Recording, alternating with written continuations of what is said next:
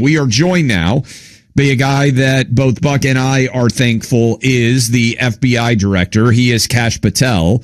Happy Thanksgiving, Kash. And congrats on what I think most of us would say has been a really good first year. But I want to start with this. You're doing a lot right when the Wall Street Journal and the New York Times both had huge exposés on you that basically said, yeah, this guy's working a lot, he's traveling a lot, and he has a girlfriend. I don't know that I've ever seen as much attention paid to a girlfriend before, but congrats. And what's it been like to have, Buck and I were talking about this on the show and off air, but it feels like you kind of cycle around where somebody is the target. And right now, the mainstream legacy media has decided you're the target. So how's it going? Well, first of all, it's so great to be with you guys. Happy Thanksgiving to you and your family. I'm stuck in D.C. on duty, but that's okay. That's what the job requires, and that's what we give it. You're right. We've had a historic year. We've taken down twice as many violent offenders as last year alone, seized more fentanyl than ever before, struck a deal with China to shut off fentanyl precursors, arrested more than 490% increase in 764 extremists, those attempting to and violating our children's rights. And that's just the tip of the iceberg. This FBI is on fire, and that's why the mainstream media is coming after you. They know they politicized the FBI and law enforcement like never before during Russiagate and Arctic Frost, and they know we're sitting in the seat to expose it, and that's exactly what they're going to do. And they're baseless attacks against my girlfriend and me. And Alexis, by the way, is a brilliant country music star and conservative commentator in her own right. With the fact that the mainstream media has decided to come after me through her is disgusting and despicable, but it also tells us we're strong enough to get through it and we're over the target. And Clay and Buck, we're not stopping. Wait till you see what we got coming up in another week or two. Well, Director Patel, we have a lot of faith, and you and Deputy Director Bongino and have kept that faith all along, as the audience knows, because we know you guys and we know what you approach this job with and why you took this job as well.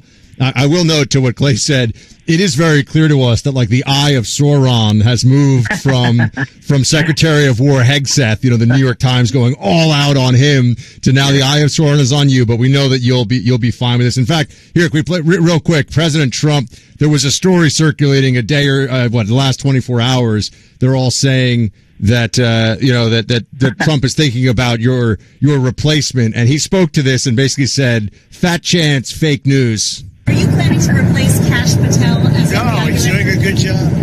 This week? Kash Patel? No, he's doing a great job, I think. Listen to the president handles that just like, what are you even talking about? But clearly they're trying to create dissension in the ranks, so to speak, Kash. And I want you to speak to something that we want to give more attention to because it's so important. The federal efforts to bring down violent crime in cities, and some of the places like Memphis, places like St. Louis, Washington, D.C. Can you speak to that, please, and give us some of the numbers and the stats? Because the mainstream legacy media clearly doesn't want to admit they've been wrong on this one. Absolutely. That's the mission here. Protect the homeland and crush violent crime. And President Trump authorized us to do just that.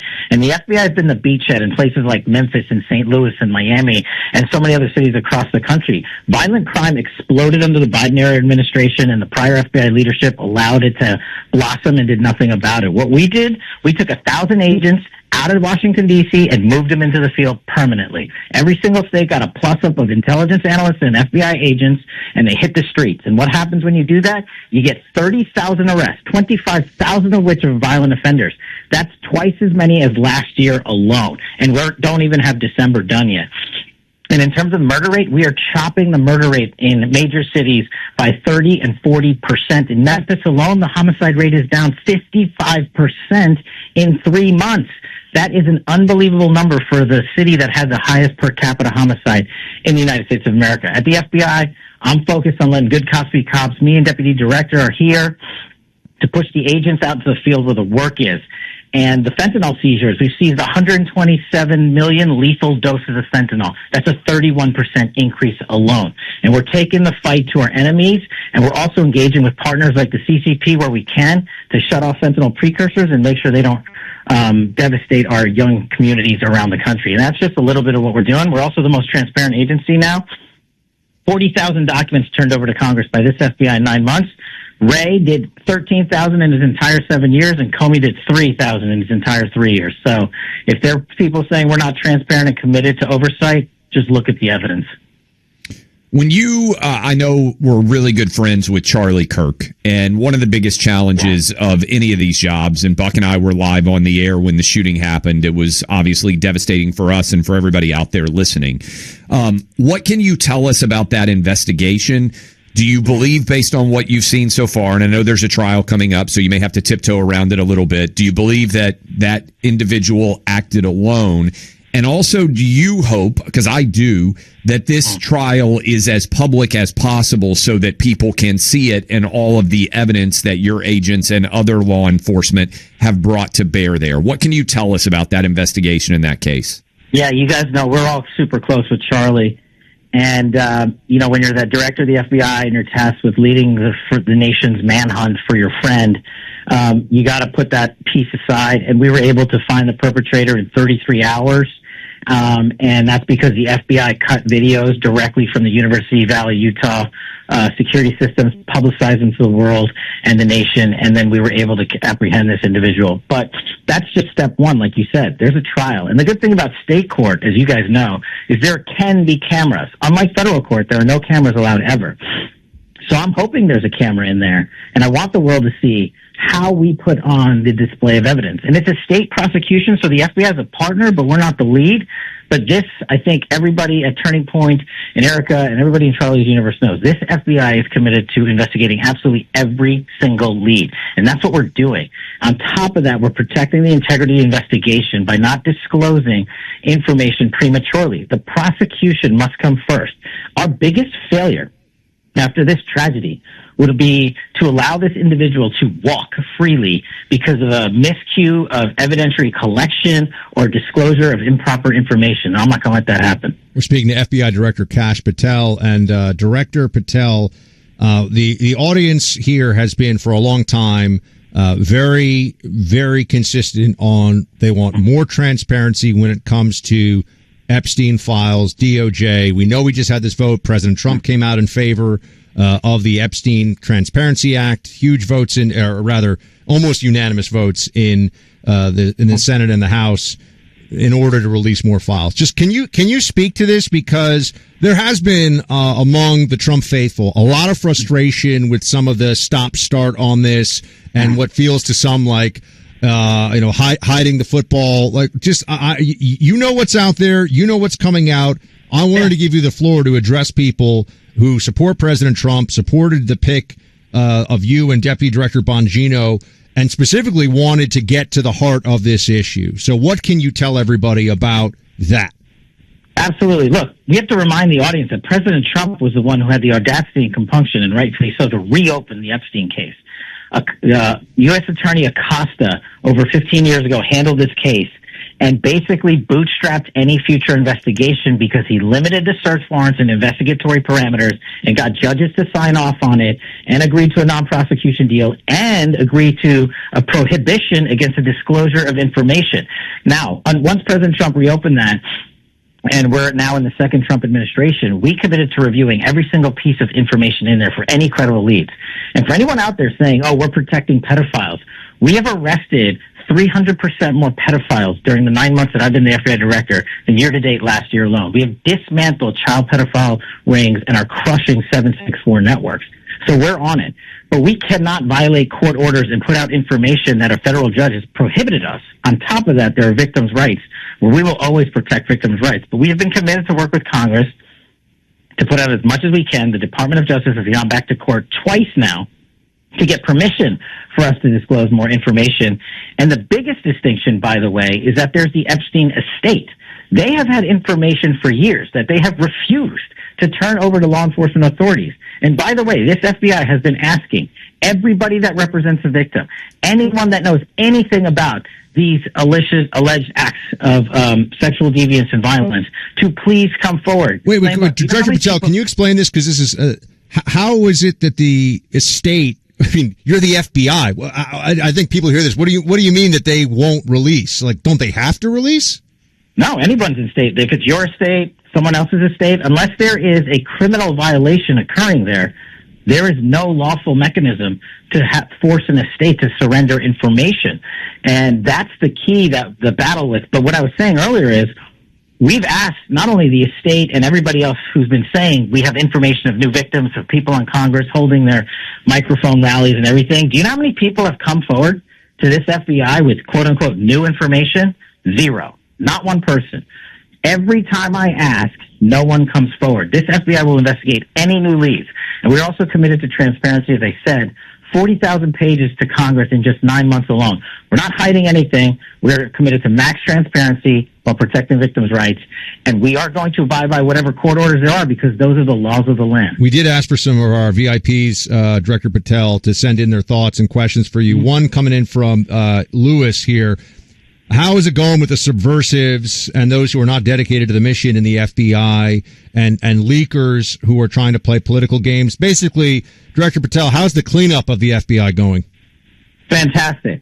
This institution of law enforcement will be just that. There will be no weaponization and no politicization. And those people that have been jettisoned from the scrolls of the FBI have been done so because they failed to meet the mission standards or their ethical obligations. And so we are going across the country and replacing anyone and removing anyone who fails to meet our high standard here. We've done that. We're going to continue to do that. I'm committed to that because that's what President Trump was elected for, to make sure we end the weaponization. No more Russiagate, no more Arctic Frost, no more illegal spying on political opponents, members of Congress, and staffers, including like myself, submitting us to countless hours of grand jury and courtroom expenditures. We have ended that era, and anyone who participated in it will be exposed and held accountable. What can you tell us about the Trump assassination investigation, the first one? Because unfortunately, I know there was two. There were reports out there, Tucker Carlson, New York Post, saying, hey, this guy had substantial actions online, that he was potentially trans-influenced, a furry. This is crazy. I'm curious whether you think there is, when you look at Minneapolis, when you look at Nashville, when you look at the allegations of Utah and maybe the allegations of this Trump shooter, is trans violence being under investigated? But what can you tell us about the investigation of that first Trump shooter, potential trans connections, anybody else? Do you believe he acted alone? What does the evidence show? We follow the evidence, and that's it. And we've briefed President Trump the entire way, and he's been fully satisfied with our investigatory steps. We got into this FBI. The prior FBI, for whatever mistakes they made and for whatever information they didn't release, we've released everything we possibly can. And we've told the public, we seized every device, got into every device of the assailants, got into all of his social media, all of his email accounts, and we've publicized that information. And if there was any investigatory lead that actually led to anyone else, we will 100% take it. But again, it goes back to credible information. If you post something on social media and someone comments on it, that's not a connection necessarily. That's not necessarily credible. It's like going on X and following a million comments from the Clay and Buck show. But we look at every single one of them. We will not leave any stone unturned. And that's what we did here. We redoubled our efforts, and we will continue to take any new information that develops. You started with us saying next couple of weeks, we got some things coming. Again, Buck and I are excited you're there. We're excited Dan Bongino's there. We think you guys have done a fantastic job. What kind of prediction can you give us as we move into December? What should people be paying attention to in your mind? What would you like them to know? More accountability on high-profile cases. That's coming for sure. We're going to disclose. This is the battle rhythm we set here for the first time ever at the FBI. We are simultaneously disclosing to Congress while simultaneously investigating. That's never been done before. You've seen the stonewalling from prior administrations, and we're not doing that. But we are not going to cripple an investigation before we get to the end point. So you're going to see that. You're also going to see things like historic reduction in murder rates across the country by double digits. We'll put those numbers out in December. That is a massive victory for the American people, brought to you by the Trump administration and this FBI. And we're about to bring some arrests for high-profile cases, and we will let the indictments and the public prosecution speak to our efforts. Those that say, Dan and I never say, sit here and trust us. Look at the body of work that this FBI has done. And when you look at the mainstream media's attack, if we're so failing, if we're so bad, how is it that we have record historic arrests and record amounts of safety for the American people, record drug seizures, record narcotics arrests, record arrests, stopping terrorism attacks like we did in Michigan, and the mainstream media came after us for that as well. If we'd followed them, they would have allowed us to arrest the individuals after they killed Americans. This FBI is not failing. You had a recent press conference where you announced the arrest of Chauncey Billups, of NBA prominent players, Damon Jones, also MLB. Do you think that investigation is complete, or are there potential other individuals that could be charged related to those incidents? That investigation is ongoing. All right. FBI Director Patel, thank you so much for making the time for us. Thanks for all the work you're putting in over there. Give our best to the Deputy Director Bongino. We're thinking about him too. Happy Thanksgiving to you and to all the men and women of the FBI who are doing it the right way and getting the job done. Thank you. Thank you, guys. Happy Thanksgiving. Appreciate your wonderful audience. Appreciate you.